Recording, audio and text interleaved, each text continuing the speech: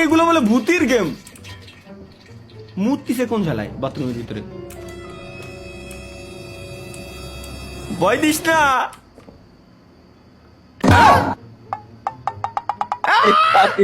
ভাই পাখিতে ভাই খেলা করতেছে বলে কমোডের উপরে বসে। এই কোন এই ডেভেলপার কোন লজিকে গেমটা বানাইছে আমার বুঝাকে একটু ঘুরায় মানুষে চালাচ্ছে গেল। হুইল চেয়ারে জেট ইঞ্জিন লাগানো, কুত্তা ঘোড়া ভেড়া ছাগল গরু সব একসাথে অ্যারোবিক গানে ডান্স করতেছে সেই ভাই। আমি ঘরের ভিতরে ঢুকে ভাবছি যে ভূত, চোখ মুখ বুঝে গেছি অনলাইন এসে দিয়ে পাখিতে বাথরুমের উপরে বসে রয়েছে। কথা খারাপ কর নেই, ডয়ারে আমার আছে। এটার দ্বিতীয় ডয়ারে কালো জাদু ভুডু বুডু, এটা মনে কালো জাদু কালো জাদু মাদু এই টাইপের কিছু একটা। চলো তৃতীয় ডয়ারে, চতুর্থ ডয়ারে গাইস কিছু নাই। আচ্ছা এটার কি নেওয়া যায় না?